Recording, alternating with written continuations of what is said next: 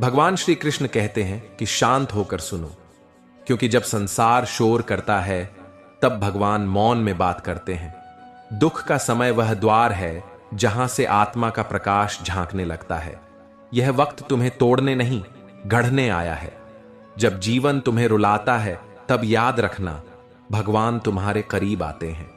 यह संसार तभी तुम्हें पहचानता है जब तुम मुस्कुराते हो, लेकिन भगवान तब तुम्हें थामते हैं जब तुम टूट जाते हो।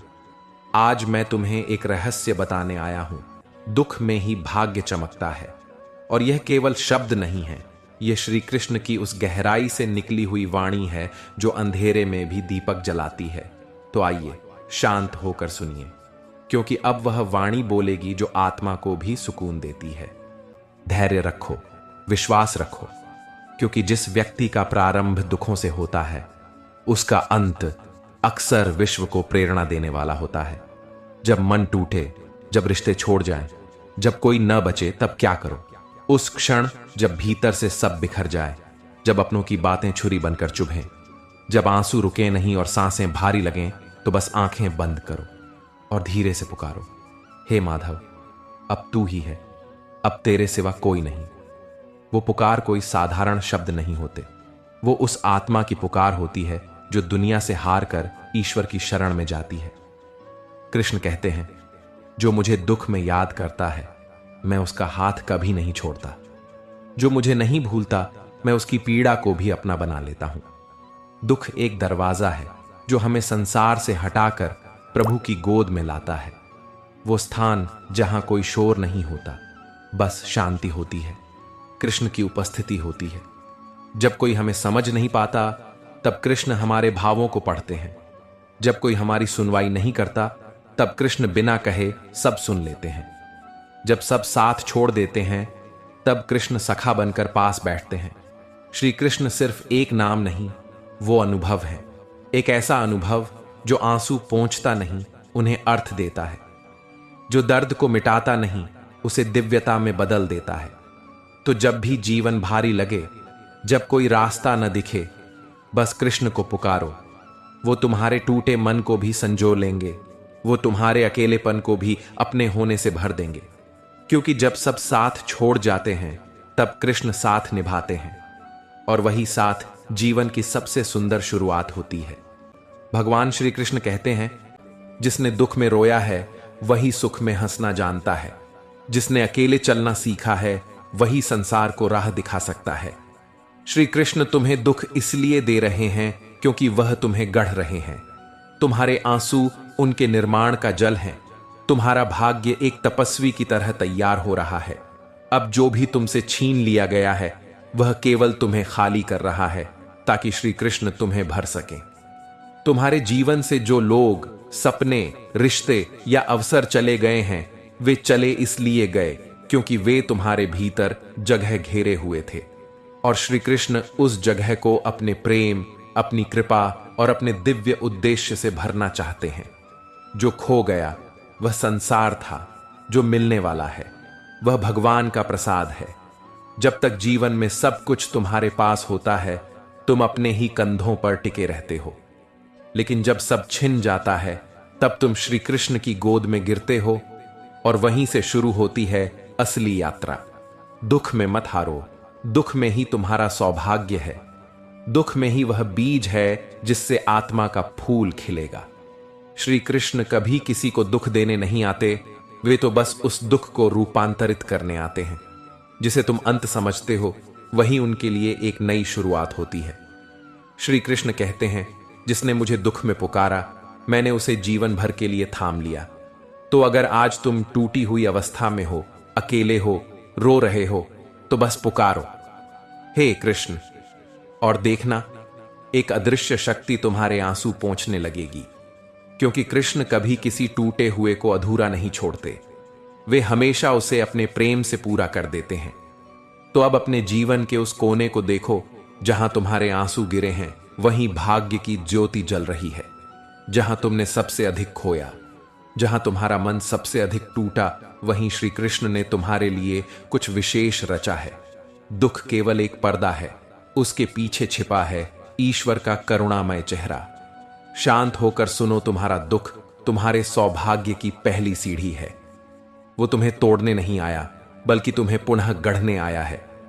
जिस क्षण तुम अकेले पड़े, उसी क्षण प्रभु तुम्हारे सबसे निकट आ गए।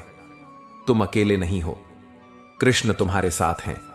तुम्हारी हर हताश सांस में, हर टूटी उम्मीद में, हर रात की खामोशी में कृष्ण तुम्हारा नाम लेकर तुम्हें थामे हुए हैं। दुनिया भले न दिखे, पर कृष्ण है। साथ भले छूटे हों, लेकिन सखा नहीं छूटा।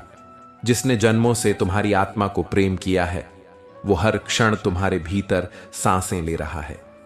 तो कह दो, हे कान्हा, अब मैं डरता नहीं, क्योंकि मैंने जान लिया दुख में ही तू है और तू ही मेरा भाग्य है।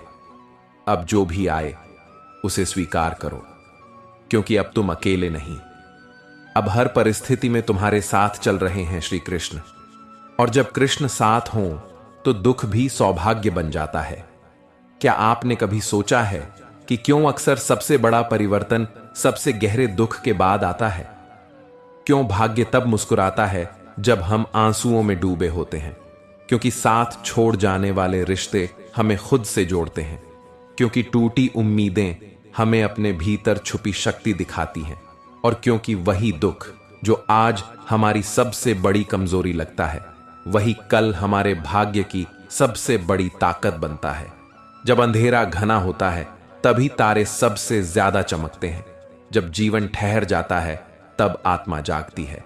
दुख हमें सिखाता है कि हम क्या खो चुके हैं, लेकिन साथ ही यह भी दिखाता है कि हम कितना पा सकते हैं।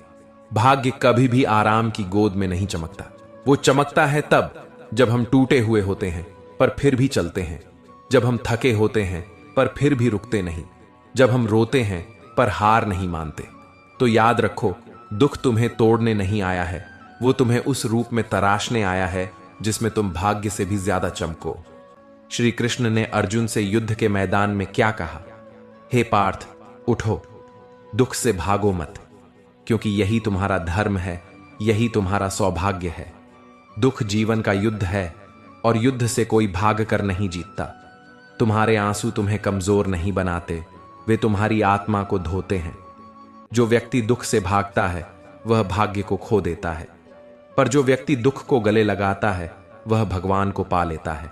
क्योंकि दुख तुम्हारे भीतर छिपी शक्ति को जागृत करता है। जब सारी दुनिया तुम्हारे खिलाफ होती है, तब तुम्हें पता चलता है कि तुम क्या हो। जब सब छूट जाता है, तब पता चलता है कि वास्तव में भगवान ही साथ हैं। श्री कृष्ण कहते हैं, मनुष्य तब तक अधूरा है जब तक वह दुख को सच्चा मित्र नहीं मान लेता। जैसे अंधेरे में ही तारे दिखते हैं, वैसे ही जीवन के अंधकार में ही भाग्य का दीप जलता है। एक गरीब ब्राह्मण फटे वस्त्र, खाली पेट और कांपते कदमों से अपने मित्र श्री कृष्ण के पास आता है। उसके पास भेंट में मात्र पोहा है। पर क्या हुआ? कृष्ण ने उसे गले लगाया, उसके चिवड़े खाए और उसके भाग्य को इतना चमकाया कि वह राजा बन गया। जब तुम दुख में हो, ईमानदार हो, सच्चे हो, तब तुम श्री कृष्ण के सबसे प्रिय होते हो। तुम्हारे फटे कपड़े उन्हें नहीं रोकते, तुम्हारा रोता हृदय उन्हें खींच लाता है। क्या आज तुम्हारा मन टूटा हुआ है? क्या तुमने किसी अपने को खोया है? क्या तुम्हारी मेहनत का फल नहीं मिला? तो शांत हो जाओ, क्योंकि यही वह समय है जब श्री कृष्ण तुम्हारे करीब है। तुम्हारी सांसों में वह गीत गा रहे हैं जो तुम्हारे भाग्य को फिर से लिख देगा। भगवान श्री कृष्ण कहते हैं कि क्या तुमने देखा है कि एक शिशु इस धरती पर आकर पहले रोता है? क्यों? क्योंकि जीवन का पहला सत्य दुख है, पर वही रोदन आगे चलकर मुस्कान में बदलता है। श्री कृष्ण कहते हैं, जिसे दुख का अनुभव नहीं, वह सुख को जान ही नहीं सकता। दुख हमारे जीवन में इसीलिए आता है ताकि हम जागें, देखें, सोचें और भीतर उतरें। तुम्हारा दुख कोई दंड नहीं है, वह तुम्हारा निर्माण है। जैसे कोई मूर्तिकार पत्थर पर चोट करता है, वैसे ही भगवान हमारे जीवन में दुख देकर हमें आकार देते हैं। एक साधारण पत्थर तभी मंदिर की मूर्ति बनता है जब वह बार बार चोट सहता है। क्या तुम्हें पता है? श्री कृष्ण का जन्म एक अंधेरी रात में कारागार की कठोर दीवारों के बीच हुआ था। मां देवकी और पिता वासुदेव दोनों कैद में थे। चारों ओर पहरेदार, शूल और मृत्यु की छाया थी। उस नन्हे बालक के जन्म पर कोई उत्सव नहीं हुआ, कोई थाली नहीं बजी। लेकिन क्या कोई सोच सकता था कि यह बालक, जो जीवन की शुरुआत ही कैद और संकट में करता है, वही आगे चलकर पूरे संसार को धर्म का मार्ग दिखाएगा? जन्म से ही जिनके पीछे कंस की तलवार थी, जिनकी हर सांस संघर्ष से भरी थी, वही श्री कृष्ण आगे चलकर कुरुक्षेत्र की रणभूमि में अर्जुन को वह उपदेश देते हैं जो आज श्रीमद् भगवद गीता के रूप में अमर है। कृष्ण का जीवन बताता है कि जिस पर प्रारंभ से ही दुखों की छाया होती है, अक्सर वही व्यक्ति कुछ विशेष लेकर इस धरती पर आता है। उसका प्रारंभिक जीवन भले ही अंधकार से भरा हो, लेकिन उसका अंत तेजस्विता से होता है। जब तुम्हारे जीवन में दुख दस्तक दे तो घबराओ मत। जब चारों ओर अंधकार हो तो समझो कि वह प्रभु की योजना है। शायद तुम किसी महान कार्य के लिए तैयार किए जा रहे हो।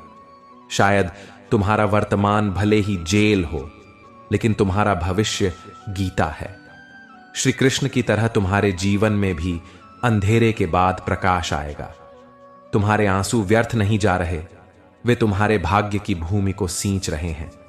तो दोस्तों, मैं दिल से आशा करता हूं कि यह वीडियो आपको अच्छा लगा होगा।